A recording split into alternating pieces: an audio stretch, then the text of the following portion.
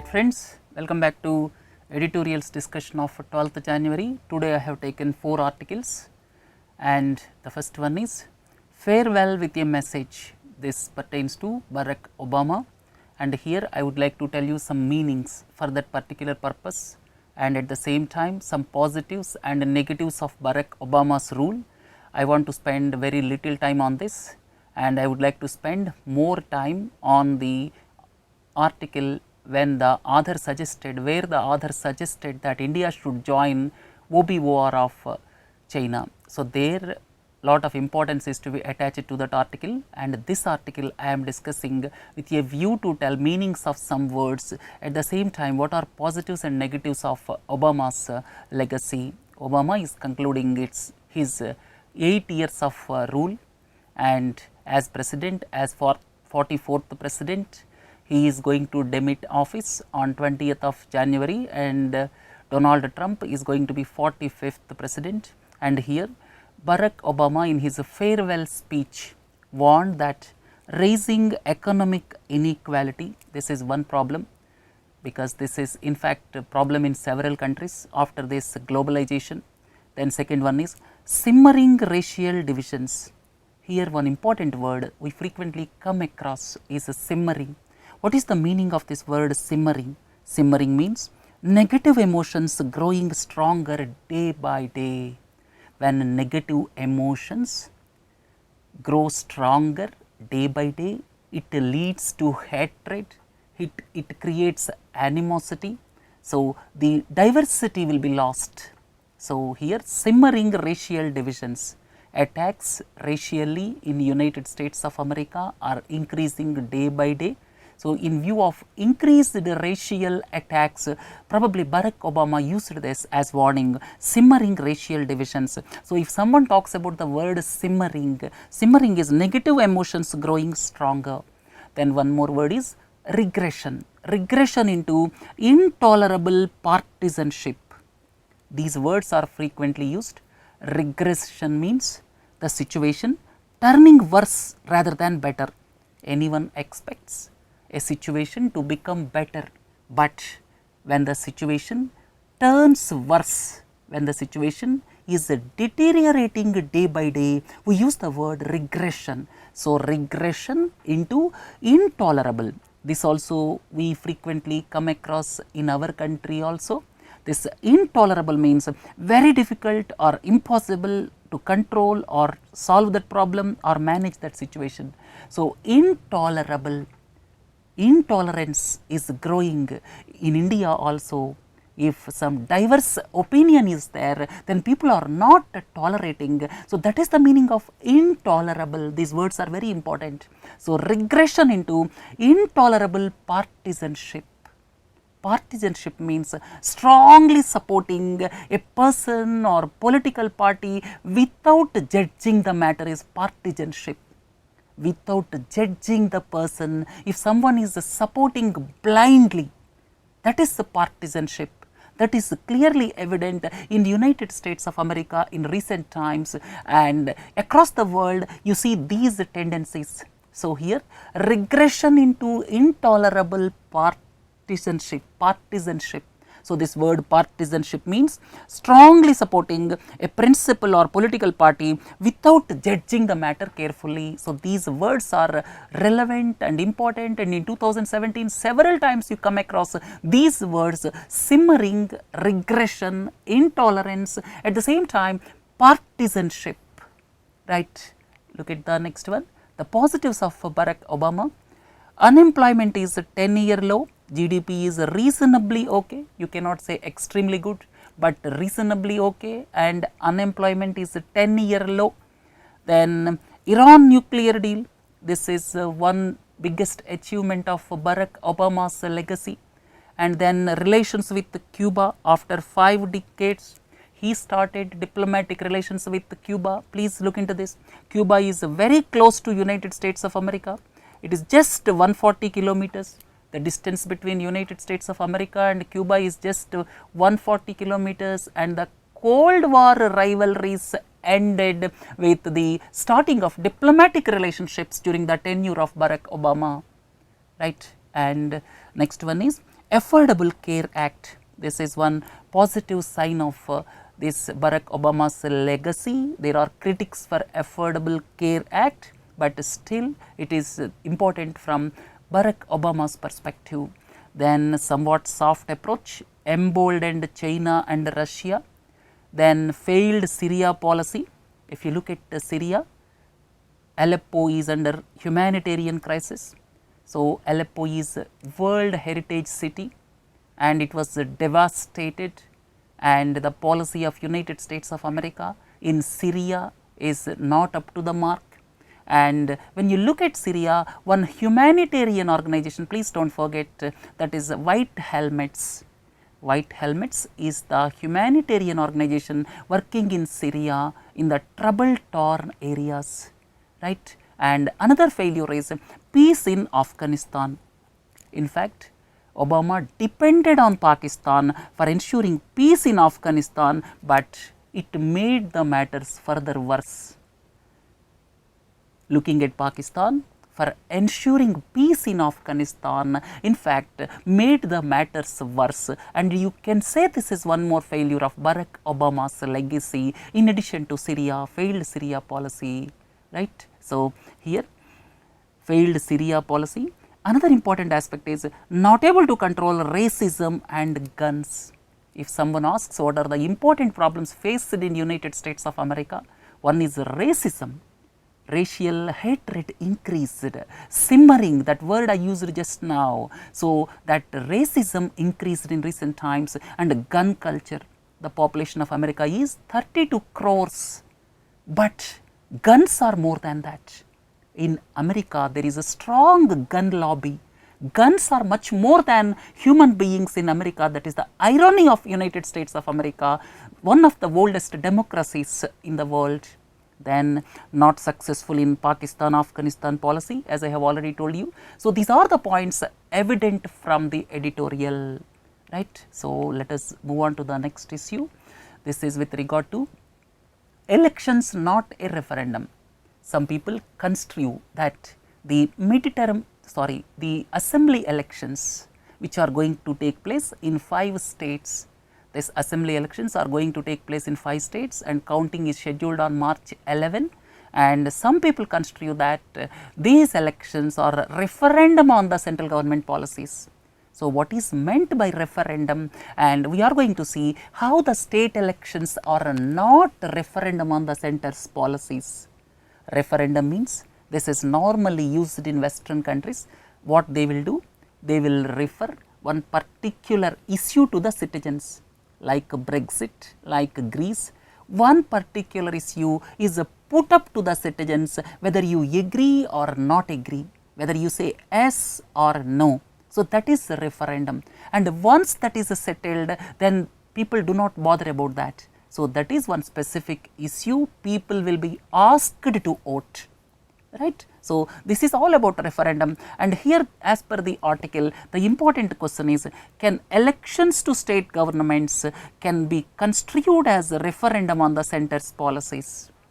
Can the elections to state governments can be construed as referendum on the center's policies? Why this became relevant is, some of the people are arguing that if BJP wins in these states, then it can be construed as a referendum on demonetization. Here various points to note: it cannot be referendum. Whether BJP wins or loses, that is immaterial, but it cannot become referendum because of several reasons in our diverse politics of India. First one is, local factors mostly govern state assembly elections. That is one important point. Local factors govern state assembly elections, and another important aspect is several regional parties are there in our country nowadays. If you look at Tamil Nadu, DMK, AADMK, then if you look at Andhra Pradesh, Telugu Desam, YSR Congress, then TRS in Telangana, then Samajwad Party in Uttar Pradesh, like that Trinamool Congress in West Bengal. So, regional groups are there.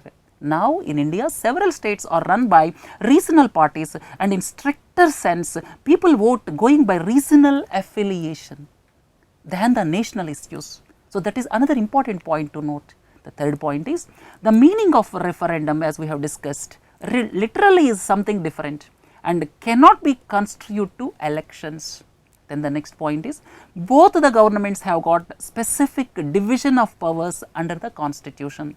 Indian constitution specifically divided powers among states and central government, and people to some extent know about this. Then our country became mature democracy during the past 70 years, and electorate or to some extent can differentiate what is the role of center as well as states to some extent. So, under these circumstances, you cannot construe that the results of these assembly elections is a referendum on the center's working. So, that is the viewpoint of the author in this article. Then the next article is the Champaran example. There is a Champaran Satyagraha. All of you are familiar with Mahatma Gandhi. Mahatma Gandhi returned to India in the year 1915 from South Africa.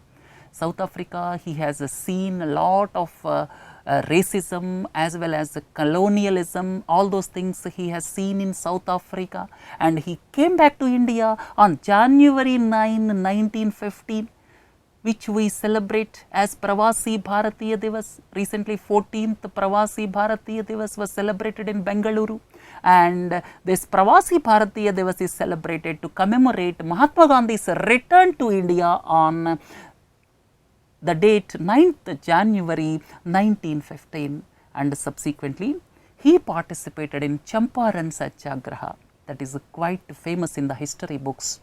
And here the author says that the Champaran example is a message in the today's political atmosphere.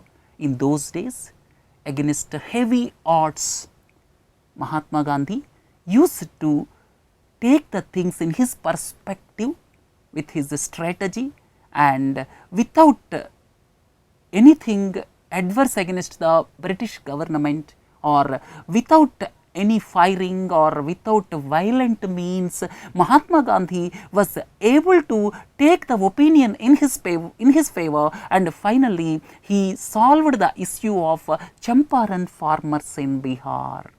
So, the message here is, in the present day political environment, both the parties, or you can say rather political parties, can sit together to find viable solution for any problem, right. So, here what is meant by this, what do you understand by Champaran Satyagraha? This is very important because 2017 happens to be 100th year of Champaran Satyagraha.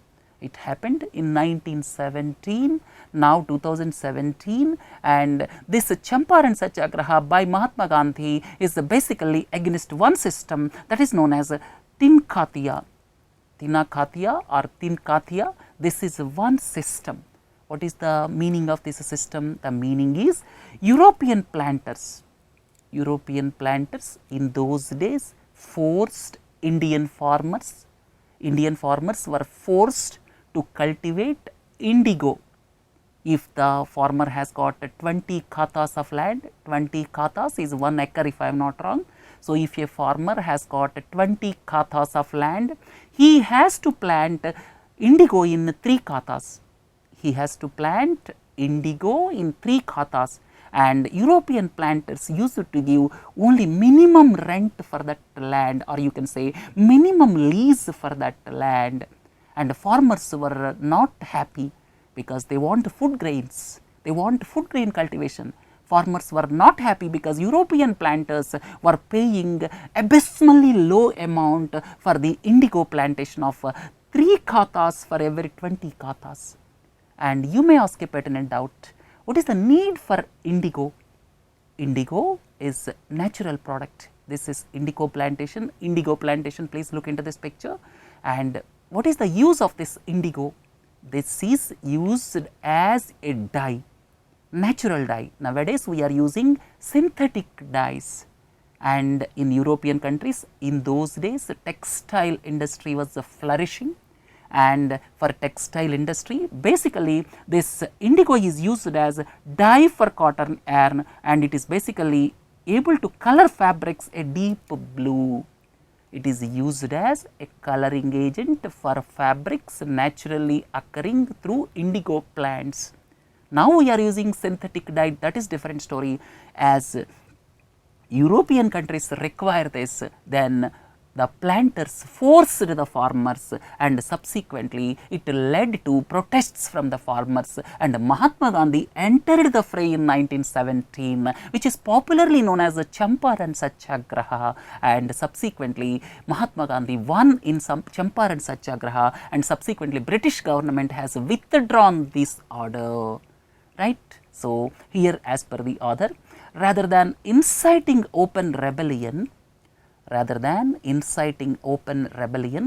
he used, Mahatma Gandhi used subtle art of political persuasion to bring lasting change. So, in the present era also, all the parties should sink their differences, and here persuasion is the best way basically to bring lasting change. That was the message of this Champaran Satyagraha. He shaped public frustration into a political tool. That is the meaning of this article. Here the meaning of subtle is, this is making use of clever and indirect methods to achieve something. So, the essence of this article is, in 1917 Mahatma Gandhi totally used his persuasive skills basically to shape public frustration into a political tool, and this is relevant even today also, when Parliament was whitewashed totally in the month of December, right. With this we can conclude this article. Let us go to the important article, missing the Asian tailwind. Here in economy terms, two words are very important. One is the tailwind and the other one is the headwind. These two words quite frequently we come across. What is the tailwind? Tailwind means the wind coming from behind. If I am riding a bicycle, if wind is coming from behind, I can go much faster. And if I am riding a bicycle, if the wind is from opposite side, then I have to slow down, I have to use a lot of energy to ride the bicycle. So, that is headwind. Tailwind will support the economy, headwind will oppose the economic growth. If the oil prices are lower, then it will act as a tailwind for Indian economy. And if the oil prices increase, it will act as headwind to the Indian economy. So, if oil prices are lower, Indian economy can grow faster. If oil prices are very high, then Indian economy will slow down, because almost 80% of our energy needs are met through import of oil products. So, these two words please understand, tailwinds, headwinds. Headwinds means opposing growth or making growth more difficult. Tailwind means it will help further growth, right. So, here missing the Asian tailwind. The essence of this article is, 21st century is going to be Asian century. China is going aggressively with OBOR, One Belt One Road initiative, and it is the time for India to join OBOR because of several reasons. So, that is the essence of this article. Please go through this article. Before starting this article discussion, one question which should come to everybody's mind is, rise of Asia in 21st century looks imminent, it is inevitable. 21st century belongs to Asian century, and India should join the OBOR of China. India should join One Belt One Road initiative of China and critically examine. You can discuss it from positive perspective, you can discuss it from a negative perspective, but as per the author, he strongly feels India should join in OBOR, because Asian rise, nobody can stop it, and if India is not joining OBOR, it is going to be the loser. So, that is the essence of this article, and here point by point let us go. Till 1757, India was the richest country with its wealth based on textiles, and please do not forget, up to almost 1820, India and China account for almost 70 to 75% of global GDP. This is very interesting point to note. Up to 1820, India and China constitute almost 2/3 to 3/4 of global economy, right. and subsequent developments with the British rule made India impoverished and colonized. Subsequently, British rule, India was made a colony. Colony means colonial rule. What is the meaning of colonial rule? Basically, exploitation is the trait of colonial rule. They take our raw materials, subsequently they sell finished products in our country.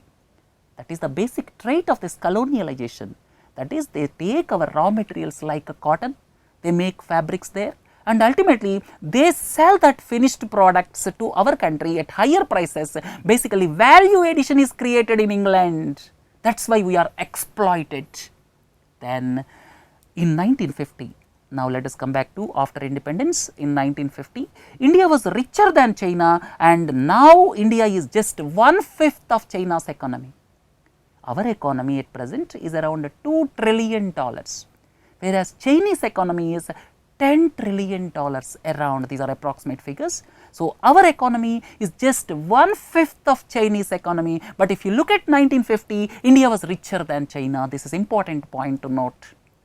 This is as per this article, these important points are evident. Next one is, within next 20 to 30 years before 2050, India's population will overtake Chinese population. Our population is around at present 127 crores or so. Chinese population may be around 137 crores or so. Chinese population is higher by just 8 to 10 crores when compared to India, and we will overtake Chinese population probably by before 2050. That means next 20 to 30 years we will overtake Chinese population. Then look east policy. Government tried to improve trade relations with Asian countries, basically Southeast Asian countries, East Asian countries. That is the essence of look east policy. This look east policy basically started in 1992, but without much success. This look east policy during the past 25 years has not given any dividends to the country. And another important point as per the article is, investment of Chabahar port is just $500 million, whereas China-Pakistan economic corridor is $46 billion. Please look at it. One is million, other one is billion. So, if you compare both the investments of China-Pakistan economic corridor is 92 times. China-Pakistan economic corridor total investments $46 billion or 92 times that of Indian investment in Chabahar port. If you look at it, Chabahar port, this is in Iran. Gwadar port, this is in Pakistan. The distance between both the ports is hardly around 100 kilometers, and from Gwadar port in Pakistan, this China-Pakistan economic corridor is going, and the cost of this is $46 billion. Whereas, if you look at Chabahar port, it is just $500 million. Chabahar port is basically intended to connect not only Afghanistan, but also Central Asia. But the investment, if you see, it clearly shows the economic clout of China. Then the next point is several countries in Asia as well as Europe are being integrated into one road, one belt initiative of China. One belt, one road initiative of China. Here, please look into this. What is the meaning of one belt, one road initiative? The meaning of one belt, one road initiative of China is basically to connect Asia with Europe as well as Africa. This is basically retracing the world trade routes, by road, or you can say by train, at the same time through sea. Asia is to be connected, basically China is to be connected with the rest of Asia as well as Europe as well as Africa. So, it is basically connecting through land routes up to the end of European region, at the same time connecting through various sea routes, connecting Africa and various places through sea routes. So, basically the initiative of OBOR is to trace the world routes, and now through the road infrastructure as well as through maritime infrastructure, the continent of Asia, especially China, is to be integrated into Europe as well as Africa. That is the main purpose of OBOR initiative, and the program is aggressively being pursued by China. This is aggressively being pursued by China, and this initiative was started in the year 2013, just 3-4 years ago, right. And Chinese investment is also attractive in Europe, Malaysia, Myanmar, Thailand, and 2/3 of the global wealth will soon be created in Asia. 2/3 of the global wealth will be created in Asia, interesting point. And here this is about OBOR initiative. I explained you clearly, this is retracing the old trade routes through road infrastructure, rail infrastructure, maritime infrastructure, integration of Chinese economy with the rest of Asia, at the same time with Europe as well as Africa, right. So, having learnt this, basically to develop this maritime infrastructure, already please look into this, to develop this maritime infrastructure, China is going with the string of perils policy. It is developing various ports. It is developing this Kyakpu port in Myanmar, that is one point, then this Hambantota port in Sri Lanka, then Gwadar port in Pakistan. So, these are all part of this maritime infrastructure for creating world class ports, so as to give push for OBOR initiative. So, this policy of developing ports, strategic ports across the world is China's string of perils policy. Please do not miss this point. So, OBOR initiative, there is a string of perils policy. So, these are all basically with a view to connect Asia with Europe as well as Africa. This is very important point, and already it started sending various goods. Several trains recently, 2-3 trains routes were started from China. This Yiwu, this is the point, right at the edge of China, right up to Tehran, goods trains are running, and similarly from China up to Madrid in Spain, goods trains are running, and to Afghanistan, goods trains are running. Similarly, one more train was recently started to Europe. So, like this, it is already connecting road infrastructure or train infrastructure, basically through long distance trains. It is integrating other countries of Asia as well as Europe, and the next step is developing maritime infrastructure, and this to develop this maritime infrastructure, this string of perils policy is intended, developing strategic ports across the Indian Ocean region basically. Then if you look at the next one, post 1945, after the Second World War, the world order was designed by USA, and it was predominantly based on coercive power, global trade with dispute settlement. World Trade Organization is for that purpose. Then global security system based on alliances, global security based on alliances. That means you are into this group or into that group. Like that, global politics revolved around either USSR or USA for the next 40 years subsequent to 1945. And similarly, world trade is dictated by trade rules of World Trade Organization, and now these are being questioned, and re-emergence of China has limited the ability of USA in settling the global agenda. Now, global agenda previously used to be settled by United States of America, and up to 1990, of course, USSR on one side, USA on the other side, but it is no more in existence. Now, global agenda cannot be dictated by one country like United States of America, because now it is a Asian century, and at the same time rise of China is imminent.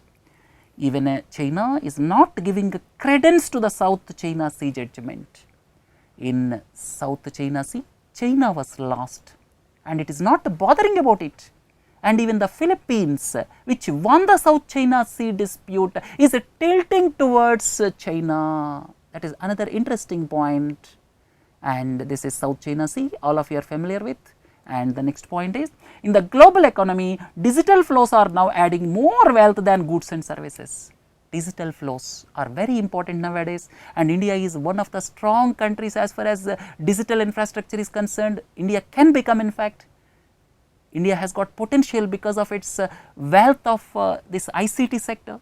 We are very strong in information and communication technology sector. That is why India can become the forefront country as far as digital infrastructure is concerned. Next one is, as USA, Russia and China have strengths in individual sectors, their relations make it better. Each one has got its own strengths. You cannot write off any one country. USA is quite strong in science and technology and its academic institutions. Russia, if you look at Russia, defense. China, manufacturing powerhouse for the world. And if you look at India, India is strong in ICT. So, it is nobody's monopoly nowadays. No country can claim a monopoly nowadays, and emergence of various groups will emerge. In fact, various groups like China, Russia, USA, India, any country can dictate the terms in their own sphere. It is no more a unicentric world. Then if you look at India, India has got its own problems. Sri Lanka, if you look at Sri Lanka, this Hambantota port and Colombo port city, these are built by China. Hambantota port, Colombo port city, they are being built by China. If you look at India further, there is Pakistan. All of you are familiar with India-Pakistan relations. Then if you look at Bangladesh, Bangladesh, our commitment of assistance is around $2 billion. And whereas Chinese president recently visited Bangladesh and he committed $24 billion. Our good old friend Bangladesh, our commitment is just $2 billion, whereas China committed $24 billion. So, economic clout is going to dictate the geopolitics of future. Then the next one is, if you look at Nepal, you cannot say Nepal is with us. Already there is a talk that Nepal is going to be connected with Tianjin port in China. At present, they got free access from India, from Haldia port, and in future there is every possibility that China may take Nepal into its fold, except Bhutan. All other countries, we have one or the other problems. Basically, China's economic clout is dictating the geopolitics of even South Asia also, right. Then OBOR initiative of China will have immense impact in Eurasia region. As I have already told you, it involves investment of $4 trillion.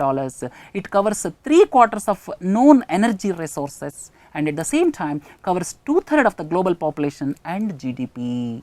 Right. Then suggestions by the author, India should become a partner in OBOR, otherwise India will be the loser. Then second point is, we should see Pakistan sponsored terrorism as a symptom of the domination of the military. All of you are familiar with the military in Pakistan, it dominates. Sometimes it takes the reins of Pakistan administration also. So, we have to look at it from that perspective, Pakistan sponsored terrorism as a symptom of the domination of the military, and OBOR is will lead to the democratic control. So, it is in the nation's interest to join OBOR initiative, otherwise India will become isolated.